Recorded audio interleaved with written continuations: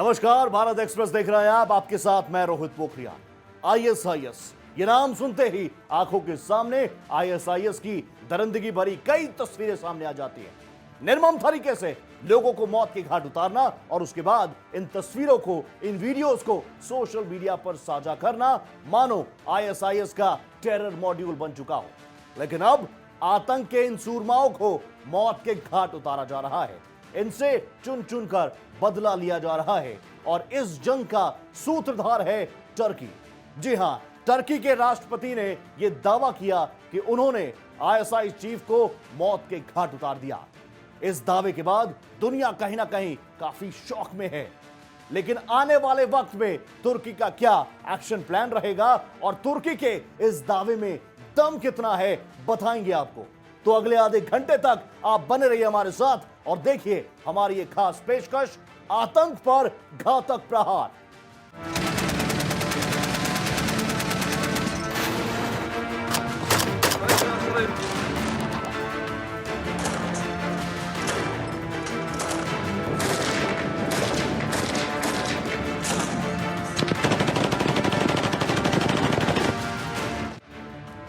तुर्की के सैन्य बलों ने कर दिया काम तमाम।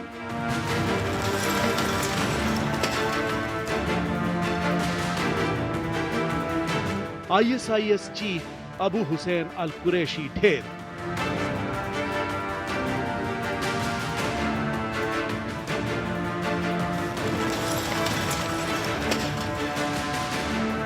आतंक का खेल खेलने वाला हुआ जमींदोज।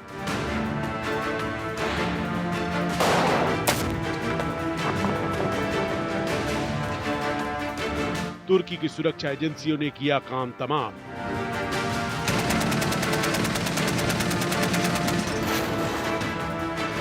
दहशत का सरगना मिट्टी में दफन।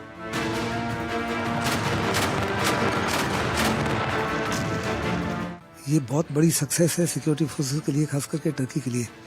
और इसकी जो अनाउंसमेंट है टर्की के प्राइम मिनिस्टर अर्दोगन ने कहा है 14 मई को वहाँ टर्की में इलेक्शन होनी है। उनको लगता है इसका इलेक्शन में उसको बहुत फायदा हो सकता है। और उन्होंने कहा ये जो टेररिज्म के खिलाफ है उनकी जंग जारी रहेगी। इसको चीफ बने तकरीबन 6 महीने हुए थे। इससे पहले जो उसको सीरिया में मार गिराया, इससे पहले जो चीफ था उसको भी टर्किश फोर्सेस ने मार गिराया था। और उन्होंने कहा ये जंग जारी रहेगी जब तक वो टेररिज्म के ऊपर इस इलाके में जीत नहीं हासिल कर पाते। दुनिया को इस्लामिक स्टेट बनाने की गीदड़ भपकी देने वाला आईएसआईएस सरगना को टर्की ने मौत तोहफे में दी है। यह दावा दुनिया के लिए जितना राहत देने वाला है उतना ही शॉकिंग भी है। यह खुलासा खुद टर्की के राष्ट्रपति ने किया है। उनकी माने तो 29 अप्रैल की दरमियानी रात आईएसआईएस चीफ अबू हुसैन अल कुरैशी को मौत के घाट उतार दिया गया है।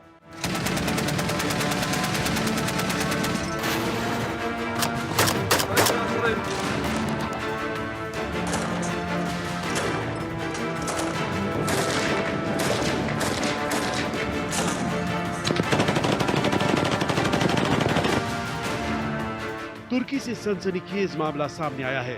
जी हां, ऐसी खबर है जिसको सुनकर आप आश्चर्यचकित हो जाएंगे।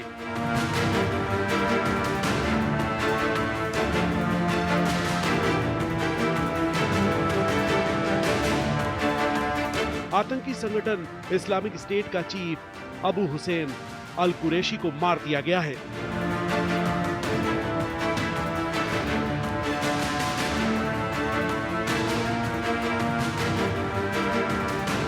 तुर्की के राष्ट्रपति रेचप तैयब एर्दोगान की माने तो आईएसआईएस के चीफ को जमींदोज कर दिया गया है। बताया जा रहा है कि उनकी खुफिया एजेंसियों ने सीरिया में घुसकर उसका खात्मा कर दिया। तुर्की के राष्ट्रपति एर्दोगान ने टीआरटी को एक इंटरव्यू के दौरान बताया कि खुफिया एजेंसियां लंबे समय से आईएसआईएस चीफ के पीछे लगी हुई थीं, जिससे सीरिया में एक ऑपरेशन में अल कुरैशी को मार गिराया गया। उन्होंने टीआरटी तुर्की को बताया कि इस्लामिक स्टेट के इस आतंकी को 29 अप्रैल की रात तुर्की एमआईटी खुफिया एजेंसी के ऑपरेशन में ढेर कर दिया गया है। हालांकि तुर्की के इस दावे पर अब तक आईएसआईएस की ओर से कोई रिएक्शन नहीं आया है। तुर्की के राष्ट्रपति ने बताया कि आतंकी संगठनों पर बिना किसी भेदभाव की कार्रवाई जारी रखा जाएगा। तुर्की लंबे समय से सीरिया के भीतर घुसकर इस्लामिक स्टेट से लड़ता रहा है।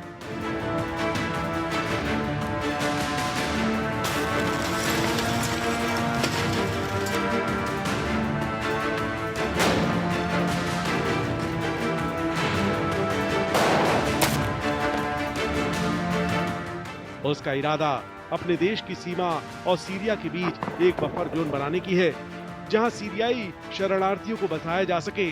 सीरिया में इस ऑपरेशन को जहां अंजाम दिया गया, तुर्की की सीमा से काफी करीब है। इस बात की उम्मीद जताई जा रही है कि आतंकी को चारों ओर से घेर कर ढेर कर दिया गया। हालांकि अभी तक आईएसआईएस चीफ की मौत के अलावा आधिकारिक तौर पर कोई और जानकारी नहीं दी गई है।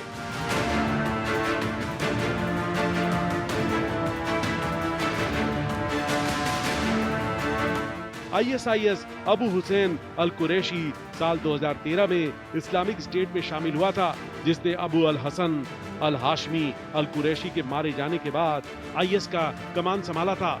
आईएसआईएस की मीडिया की ओर से ऑडियो मैसेज के जरिए इस्लामिक स्टेट के chief spokesperson Abu Umar al Muhajir ने कुरैशी को खलीफा घोषित किया था। अबू अल हुसैन को इस्लामिक स्टेट का वफादार और अनुभवी मेंबर के रूप में बताया गया था। इसके पहले भी इराकी मीडिया ने 27 फरवरी को अबू अल हुसैन की हत्या की जानकारी दी थी, लेकिन आधिकारिक रिपोर्टों से इसकी पुष्टि नहीं हो सकी। इराकी सुरक्षा अधिकारी ने बताया कि इराक, तुर्की और अमेरिकी खुफिया एजेंसियां अबू अल हुसैन अल हुसैनी की पहचान करने के लिए एक दूसरे का सहयोग कर रही थीं।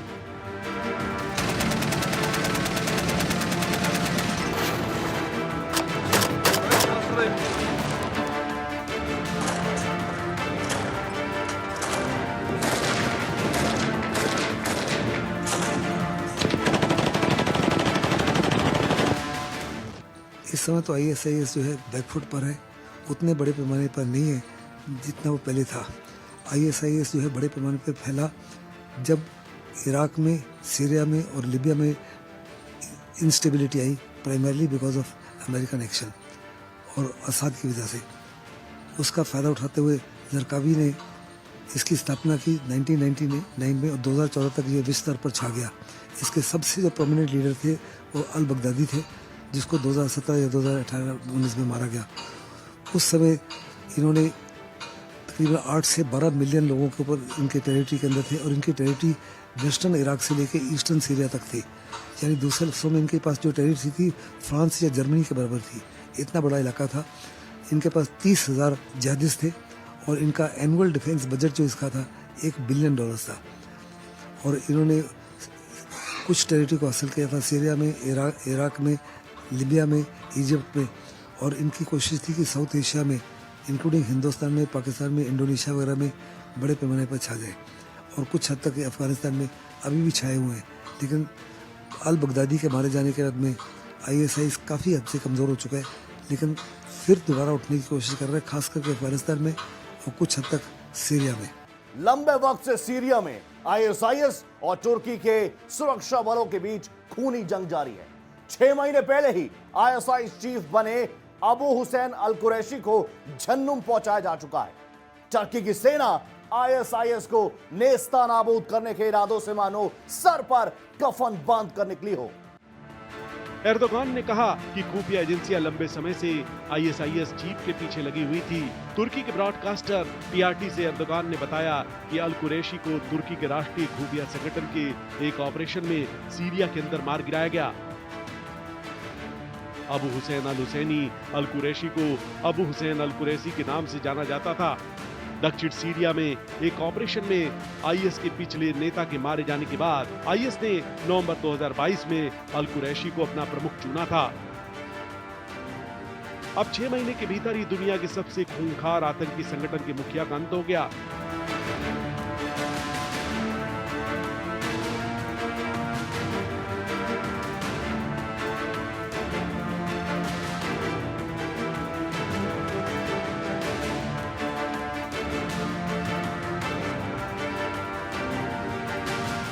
सीरिया के रक्षा सूत्रों के मुताबिक तुर्की के सैन्य बलों की ये कार्रवाई उत्तरी सीरियाई शहर जंदारी में हुई है।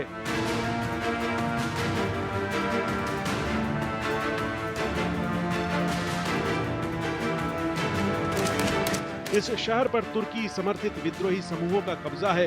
यह शहर 6 फरवरी को तुर्की और सीरिया में आए भीषण भूकंप में बुरी तरह से प्रभावित हुआ था। सीरियाई नेशनल आर्मी ने इस कार्रवाई को लेकर अभी कोई बयान नहीं दिया है। एक स्थानीय नागरिक ने एएफपी को बताया कि कार्रवाई शनिवार और रविवार की दरमियान रात शुरू हुई। इस दौरान 1 घंटे तक भारी गोलीबारी हुई और एक जोरदार धमाका सुना गया। सुरक्षा बलों ने पूरे इलाके को घेर लिया ताकि कोई वहां आ न सके।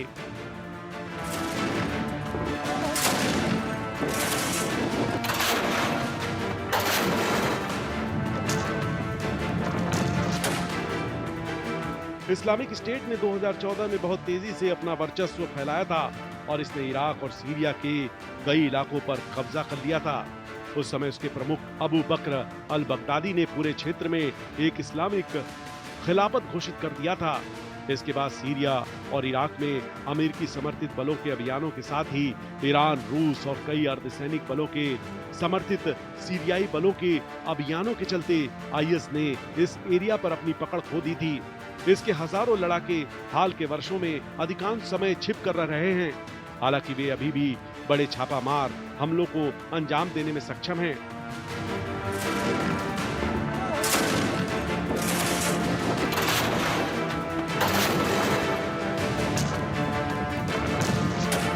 बजट जो इकट्ठा किया था बेसिकली एक्सटॉर्शन थी। मैंने कहा जो 8 से 12 मिलियन लोग इनके नीचे थे। फिर उस टेरिटरी के जितने इनके एंटीक्स थे उनको इन्होंने बेचा। फिर बड़े पैमाने पर मनी लॉन्ड्रिंग किया। बड़े पैमाने पर इनको गैस और ऑयल मिला। गैस और ऑयल की तस्करी के थ्रू इनको मिला। साफ तौर पे जब लड़ाई कर रहे थे उसके बावजूद भी इनके ट्रक्स जाते थे जिनको बर्बाद नहीं किया जाता था। सो यानी दूसरे लफ्ज़ों में जो लोग इनको बर्बाद करना चाहते थे वो एक किस्म से इनकी सहायता भी कर रहे थे। यही मुख्य वजह थी। और फिर इनको बड़े पैमाने पर डोनेशन मिली। फिर इनको बड़े पैमाने पर पैसा मिला for providing protection to certain warlords, खास करके इजिप्ट वगैरह में, सऊदी अरेबिया में उनके जो वॉरलॉर्ड्स थे उनको प्रोटेक्शन कि आपके खिलाफ कार्रवाई नहीं करेंगे अगर आप हमें इतना पैसा देंगे। वो पैसा इनको मिलता रहा। आईएसआईएस ने टर्की पर कई बार टेरर अटैक किए।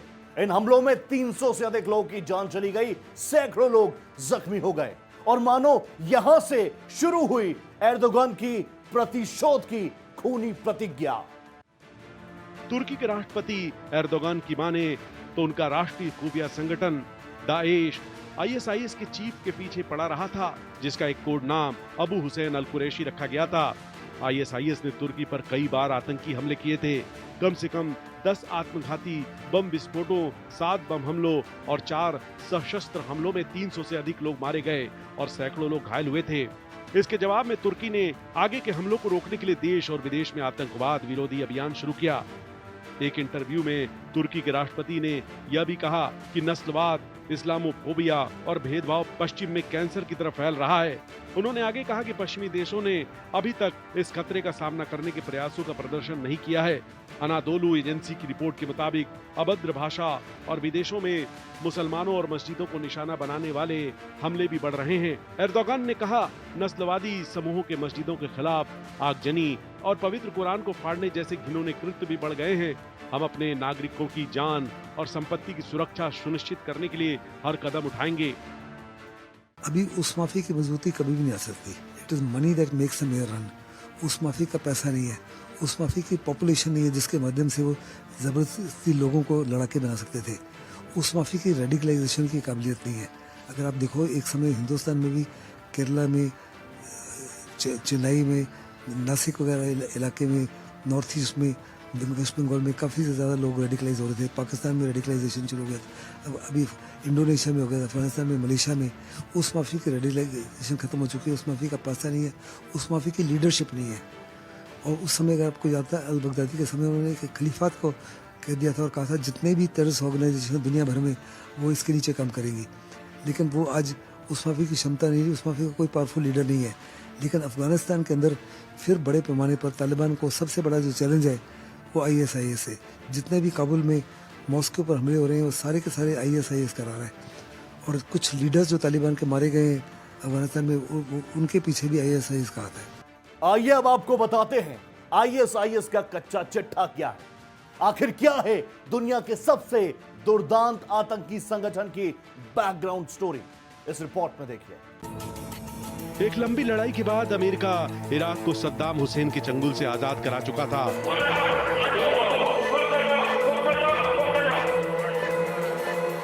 पर इस आजादी को हासिल करने के दौरान इराक पूरी तरह खत्म हो चुका था। अमेरिकी सेना के इराक छोड़ते ही बहुत से छोटे मोटे गुट अपने वर्चस्व की लड़ाई शुरू कर चुके थे। उन्हीं में से एक गुट का नेता था अबू बकर अल बगदादी, जो अलकायदा इराक का चीफ था। वो 2006 से ही इराक में अपनी जमीन तैयार करने में लगा था, मगर तब न उसके पास पैसे थे, न कोई मदद और न ही लड़ाके। दरअसल अमेरिकी सेना 2011 में जब इराक से लौटी, तब तक वो इराकी सरकार को बर्बाद कर चुकी थी। सद्दाम हुसैन मारा जा चुका था।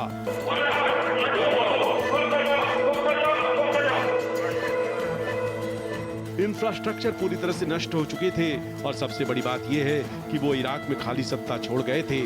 संसाधनों की कमी के चलते तब बगदादी ज्यादा कामयाब नहीं हो पा रहा था। हालांकि इराक पर कब्जे के लिए तब तक उसने अलकायदा इराक का नाम बदलकर नया नाम ISIS यानी इस्लामिक स्टेट ऑफ इराक रख लिया था। बगदादी ने सद्दाम हुसैन की सेना के कमांडर और जवानों को अपने साथ मिला लिया। इसके बाद उसने पुलिस, सेना के दफ्तर, चेक पॉइंट्स और रिक्रूटिंग स्टेशंस को बनाना शुरू कर दिया। अब तक बगदादी के साथ कई हजार लोग शामिल हो चुके थे। फिर भी बगदादी को इराक में वो सफलता नहीं मिल रही थी जो वो चाहता था। इराक से मायूस होकर बगदादी ने सीरिया जाने का फैसला किया। सीरिया तब गृह युद्ध झेल रहा था। अलकायदा और फ्री सीरियन आर्मी वहां के दो सबसे बड़े गुट थे जो सीरियाई राष्ट्रपति से मोर्चा ले रहे थे। पहले 4 साल तक सीरिया में भी बगदादी को कोई बड़ी कामयाबी नहीं मिली। अलबत्ता इस दौरान उसने एक बार फिर से अपने संगठन का नाम बदलकर Islamic state of Iraq and Syria कर लिया। जून 2013 को फ्री सीरियन आर्मी के जनरल ने पहली बार सामने आकर दुनिया से अपील की थी कि अगर उन्हें हथियार नहीं मिले तो वो बागियों से अपनी जंग 1 महीने के अंदर हार जाएंगे। इस अपील के हफ्ते भर के अंदर ही America, Israel, Jordan, Turkey, Saudi Arab और कतर ने फ्री सीरियन आर्मी को हथियार, पैसे और ट्रेनिंग की मदद देनी शुरू कर दी थी। इन देशों ने बकायदा सारे आधुनिक हथियार, एंटी टैंक मिसाइल, गोला बारूद सब कुछ सीरिया पहुंचा दिया और बस यहीं से ISIS के दिन पलट गए। दरअसल जो हथियार फ्री सीरियन आर्मी के लिए थे वो साल भर के अंदर ISIS तक जा पहुंचे, क्योंकि तब तक IS फ्री सीरियन आर्मी में सेंध लगा चुका था और उसके बहुत से लोग उसके साथ हो लिए थे। साथ ही सीरिया में फ्रीडम फाइटर का नकाब पहनकर IS ने दुनिया को धोखा दिया था। इसी नकाब के आड़ में खुद अमेरिका ने अनजाने में IS के आतंकवादियों को ट्रेनिंग दे डाली थी।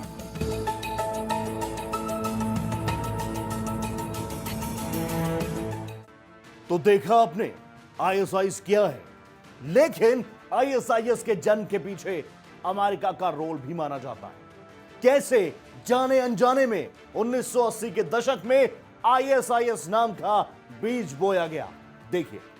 ISIS के जन्म के पीछे जाने अनजाने अमेरिका का भी हाथ रहा था। ठीक वैसे ही जैसे अमेरिका की मदद की वजह से ओसामा बिन लादेन और अलकायदा का जन्म हुआ था,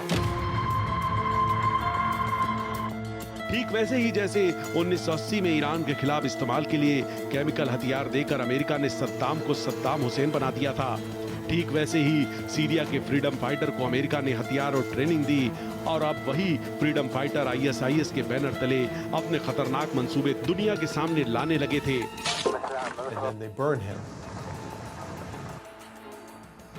जुलाई 2014 में ईरान के अखबार तेहरान टाइम्स को दिया गया एडवर्ड स्नोडेन का इंटरव्यू IS को बढ़ाने में अमेरिकी मदद की एक और थ्योरी का खुलासा करता है।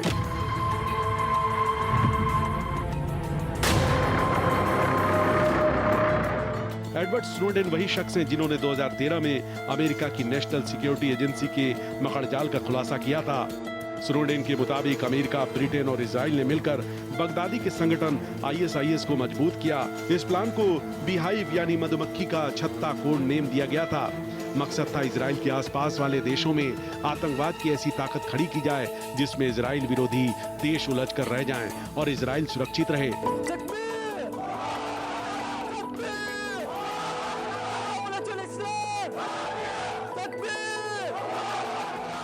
स्नोडेन के मुताबिक इजराइल ने खुद साल भर बगदादी को हथियार चलाने की ट्रेनिंग दी। खुद अमेरिका ने बगदादी से मिडिल ईस्ट में अपने दुश्मनों पर हमला कराया और मध्य एशियाई मुल्कों में आतंक फैलाकर अपनी सेनाओं को इन देशों में भेजा। दरअसल सीरिया, लीबिया, इराक तेल के लिहाज से काफी समृद्ध देश माने जाते हैं और यही समृद्धि इनके लिए बर्बादी का सबब बन गया।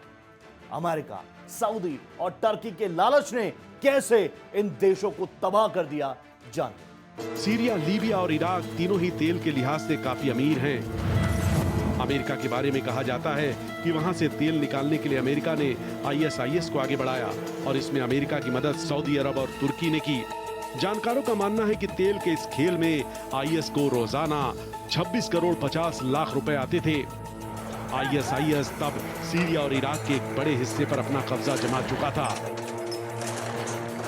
इनमें इन दोनों देशों के कई बड़े शहर भी शामिल थे। जून 2014 से ISIS ने इराक और सीरिया में जो कहर बरपाना शुरू किया वो कभी न भूलने वाली खूनी दास्तां है। ISIS के आतंकवादियों ने इराक और सीरिया के कई अहम शहरों पर कब्जा कर इन इलाकों में अपनी सरकार भी चलाए थे। ISIS ने सीरिया के रक्का, पामिएरा, दियर इजोर, हसाक्का, एलेप्पो, होम्स और यारमुक इलाके कई शहरों पर कब्जा जमाया हुआ था। ISIS ने इराक के भी कई शहरों पर कब्जा जमा लिया था, जैसे रमादी, अनबार, तिकरित, मोसूल और फालूजा ISIS के आतंकवादियों के कब्जे में थे।